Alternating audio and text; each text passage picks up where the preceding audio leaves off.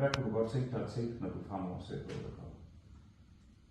Eller tænker på edderkopper? Solskin. Solskin. 3, 2, 1. Bare med øjnene. Og så forestil dig, lad som om visualisere, at med lukkede øjne, så kan du stadigvæk forestille dig det hen. Se den, uden at åbne øjnene. Ja. Så, var det okay? Ja. Man skal først til fokuseret koncentration og afslappethed. Dejlig ro, balance og velvære. Lige præcis. Dejlig afslappet. At du bare har det super dejligt. Du bliver så dybt afslappet, at du ikke vil kunne åbne dine øjne. Dine øjenlåg vil føles så tunge, og så test dem med afslappethed. Din frygt for edderkopper skal simpelthen bare blive til solskin. Der er ikke ret meget tilbage.